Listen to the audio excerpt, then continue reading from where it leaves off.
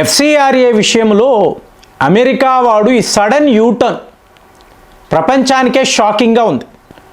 ఎందుకు అంటే వాడి ట్రెండ్ మనకు బాగా తెలుసు. బెదిరిస్తాడు, ఎవరు భయపడడం లేదు అనుకోండి, లొంగిపోతాడు. Trump always chickens out.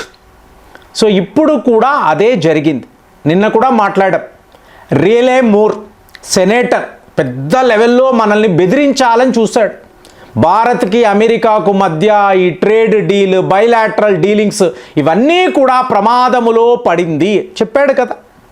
మరి ఇవాళ దయచేసి మీరు ఎఫ్సిఆర్ఏ ఇంప్లిమెంట్ చెయ్యండి, మేము కాదు అనడం లేదు, కానీ మా మిషనరీ భూములను మాత్రము సురక్షితంగా చూసుకోండి, వాటిని మీరు స్వాధీనము చేసుకోకండి, ఇది రిక్వెస్ట్. ఇక్కడ ఇది ఎలా ఉంటుందంటే జైశంకర్ లాంటి ఒక పండితుడు, సో వీళ్ళకి అపారమైన జ్ఞానము ఉంటుంది, చరిత్ర తెలిసి ఉంటుందండి. కాబట్టి వీళ్ళతో మాట్లాడాలి అన్నప్పుడు మీకు అంత నాలెడ్జ్ ఉండాలి.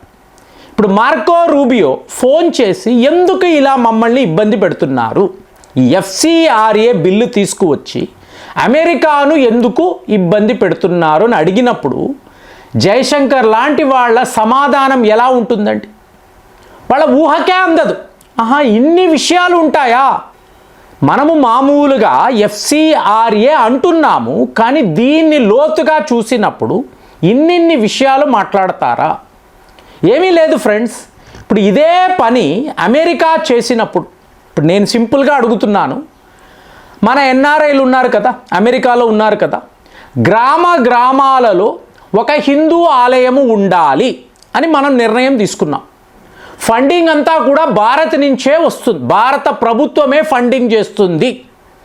సో ఇలాంటి ఒక నిర్ణయం తీసుకొని దీన్ని ఇంప్లిమెంట్ చెయ్యాలి అని అనుకోండి, అమెరికా వాళ్ళు ఒప్పుకుంటారా? ఒప్పుకోరు కదా. ఎందుకు? వాళ్ళకి కూడా ఫారిన్ కాంట్రిబ్యూషన్ రెగ్యులేషన్ యాక్ట్ ఉంటుంది, యూకేలో ఉంది, కెనడాలో ఉంది, కాబట్టి వెరిఫై చేసుకో. ఇదే జయశంకర్ గారు మాట్లాడతారు. మీరు చేస్తున్న పని కరెక్ట్ అంటారు, అదే మేము చేస్తున్నప్పుడు తప్పు అని ఎలా అంటారు? అంటే వాడి దేశములో ఒక చట్టము అన్నప్పుడు ఇది 100% ఇంప్లిమెంట్ అవ్వాలి అంటాడు.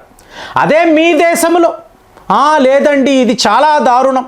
ఇప్పుడు జయశంకర్ గారి దగ్గర ఒక లిస్ట్ ఉందండి, 37 లక్షల ఎన్జిఓలు. ఇందులో క్రైస్తవ ఎన్జిఓలు ఎన్ని, ఇస్లామిక్ ఎన్జిఓలు చూడు, అదే హిందువులు మరి చాలా ఎక్కువ హిందువులవే ఉంటాయి కదా. దీనికి కూడా ఈ చట్టము పనిచేస్తుంది. మేము ఇక్కడ సెక్యులర్గా ఉన్నాము, సో ఎక్కడైనా కూడా లీగల్గానే మేము ప్రొసీడ్ అవుతాం. ఇప్పుడు ఇందిరాగాంధీ లాంటి నాయకురాలు నెక్సన్ని పోరానింది, వాడు బెదిరించాడు కదా, ఆవిడ ఒప్పుకోలేదు, నువ్వు ఏం చేసుకుంటావో చేసుకో. మరి అలాంటిది మోదీ లాంటి నాయకుడు డొనాల్డ్ ట్రంప్ చెప్తే విని అలాగే అంటాడా? ఈయన పోరా కాదు, యు గెట్ అవుట్ అని అంటాడు. వీళ్ళకి అర్థం కాని విషయము రీజిమ్ చేంజ్ అని మాట్లాడుతున్నారండి. మరి అసలు ఏం జరుగుతుందో చెప్పమంటారా? అమెరికాలో రీజిమ్ చేంజ్ జరుగుతుందండి. డొనాల్డ్ ట్రంప్ని ఇంటికి పంపించడము ఎలాగా, ఇదే ప్లాన్. వాడికి తెలియదు 50% ట్యాక్స్ విధించిన తరువాత వాడు ఎలాంటి ఒక క్రైసిస్లో ఉన్నాడో ఇప్పుడు వాడికి అర్థమయ్యింది. వెంటనే ఇరాన్ వార్ని అన్నాడు. మీకు ఇక్కడ పెంటగాన్ అధికారులు అలాగే హిక్సెత్ వాళ్ళ డిఫెన్స్ మంత్రి వీళ్ళు కూర్చొని వాడి సొంత వ్యాపారము కోసరము అమెరికా ఖజానాను కొల్లగొడుతున్నాడు, మన ఆయుధాలనంతా ఇలా వాడుతున్నాడు, కాబట్టి ఈరోజు ఏమిటి, తాడుకు సంబంధించిన మిజైళ్లు లేవు, ఖాళీ అయిపోయాయి, గోడౌన్స్ ఖాళీగా ఉన్నాయి అనడముతో హిక్సిత్ని పిలిచి వాయిస్తున్నాడు. నాకు చెప్పకుండా ఇవి అయిపోతున్నా ముందే చెప్పాలి కదా, వేరే ప్లాన్ వేసేవాడిని కదా, ఇన్ని మాట్లాడుతున్నాడు. బాస్ మనం వాడుతూనే ఉన్నాము, అక్కడ ఖాళీ అయిపోయి. ఒక్కొక్క మిసైల్ 30 కోట్ల రూపాయలండి, ఇండియన్ రూపీస్లో చెప్తున్నాను. అంటే వాడి బిజినెస్ ఇంట్రెస్ట్ కోసము దేశాన్ని వాడుకుంటున్నాడు. సో దీన్ని వాళ్ళే ఒప్పుకోవడం లేదు. మరి అలాంటిది ఎఫ్సిఆర్ఏ మోదీని బెదిరించాలి అంటే ఊరుకుంటాడా ఆయన? ముందు నువ్వు వెళ్ళిపోరా, నన్ను పంపడము కాదు, మీరు ఎవరో అక్కడ కనపడకూడదు అని అంటాడు. ఎందుకంటే భారత్ లేని అమెరికాను వాళ్ళు ఊహించనే లేరండి. ఇంకా చెప్పాలంటే అమెరికా నిర్మాణమే మన డబ్బుతోనే కదా జరిగింది. ఈ యూరోపియన్స్ మన డబ్బునంతా తీసుకువెళ్ళి కదా అమెరికా అనబడే దేశాన్ని ఎస్టాబ్లిష్ చేశారు. సో ఇదంతా చరిత్ర అండి. జయశంకర్ లాంటి వాళ్ళకి ఇదంతా బాగా తెలుసు. సో వాళ్ళ ముందర మీరు మాట్లాడనే లేరు. సింపుల్ లాజిక్ చెప్తున్నాను చూడండి. ఇప్పుడు మైనారిటీల పట్ల మీ తీరు బాలేదు, వాళ్ళని అణగదొక్కాలని చూస్తున్నారు, ఇన్ని మాట్లాడతారు కదా. మీకు ఈ ప్రపంచంలో క్రైస్తవ మతానికి సంబంధించిన జనాభా ఎంతండి? మీకు దగ్గర 240 కోట్లు క్రైస్తవ జనాభా. అదే ఇస్లామిక్ అన్నారు అనుకోండి, ఆల్మోస్ట్ 200 crores అండి. అంటే రిచ్ కంట్రీస్, విపరీతమైన పాపులేషన్ ఉండే కంట్రీస్ వాళ్ళు అదేగా అంటున్నారు, మేమందరం క్రైస్తవులము, మేమందరము ముస్లింలము. మరి ఇంతంత పెద్ద దేశాలు, మీకు ఇంతంత డబ్బు ఉంది మీ దగ్గర, అలాంటిది భారత్లో క్రిస్టియన్ పాపులేషన్ ఎంత? ఒక 2,78,00,000.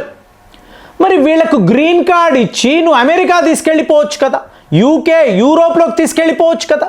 ఇక్కడ ఎందుకు మైనారిటీలు ఇబ్బంది పడుతున్నారు అని ఎందుకు మీరు ఈ వాదన చెప్పండి? వీళ్ళందరికీ మీరు గ్రీన్ కార్డ్స్ ఇచ్చేవచ్చు కదా, వాళ్ళు ఇంకా హ్యాపీగా ఉంటారు కదండి. ఇప్పుడు అమెరికాలో నివసించే వాళ్ళు భారత్ కన్నా బెటర్గా ఉంటారు కదా. మరి ఇన్ని అరబ్ దేశాలు ఉన్నాయి కదా. సో వీళ్ళందరూ కూడా ముస్లిమ్స్, మీరందరూ వచ్చేయండి రా, మా దగ్గర హ్యాపీగా ఉండండి అనొచ్చు కదా. అంటారా? అనరు. సో వాళ్ళకి భారత్ కావాలి, భారత్లో ఈ భూములు కావాలి, ఈ కన్వర్షన్స్ కావాలి. అంటే అమెరికా ట్యాక్స్ పేయర్స్ డబ్బుని పెట్టుకొని మీరు మతము అని చెప్పి మాకు డొనేషన్లు ఇవ్వండి అని చెప్పి ఈ డొనేషన్స్ని మీరు కన్వర్షన్స్ కోసం వాడుతున్నారు. అర్థం ఉందా అండి?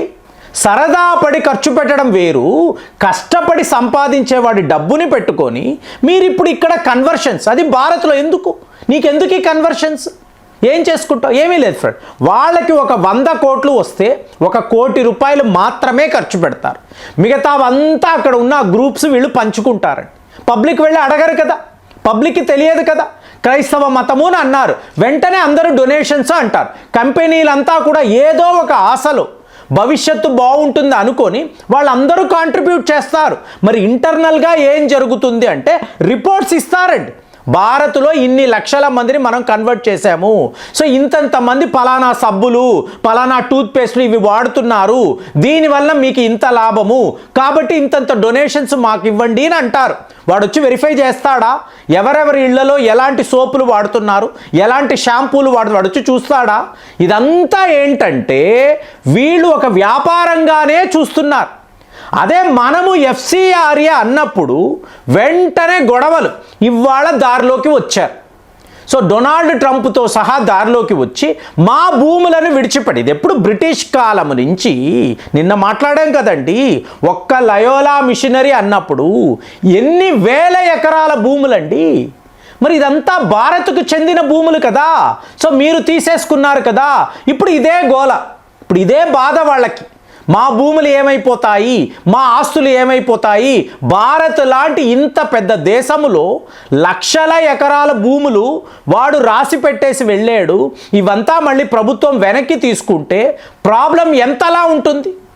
ఇదే పని మనం అమెరికాలోనో యూరోప్లోనో చేసామో అనుకోండి, ఆలయాలు కడతామండి, భూములు ఇవ్వండి, ఈ భూములంతా మావేంటే వీళ్ళు ఒప్పుకుంటారా? ఎవడు ఒప్పుకోడు. అట్ ది సేమ్ టైం మన దేశములో మనము ఎదిరించాము, మనం ఒప్పుకోవడం లేదు అనుకోండి, ఎంతంత పెద్ద లెవెల్లో వీళ్ళు గొడవలు చేయాలనుకున్నారు? కుదురుతుందా? మోదీ లాంటి ఒక నాయకుడిని వీళ్ళు ఎదిరించగలరా? ట్రంప్ లాంటి వాడికి అంత సీన్ ఉందా? మొత్తము క్లోజ్ అయిపోయింది. ఇవాళ మీరు ఏం చెయ్యాలనుకుంటున్నారో చెయ్యండి, కానీ మా భూములను మాత్రము సురక్షితంగా చూసుకోండి అని ఆ లెవెల్కి వచ్చారు. మరి అమెరికా వాడి U turn, Donald Trump always chickens out Taco, దీనిని మీరు ఎలా చూస్తున్నారు? కామెంట్స్లో రాయండి. మళ్ళీ వచ్చే వీడియోలో కలుద్దాం. జై హింద్.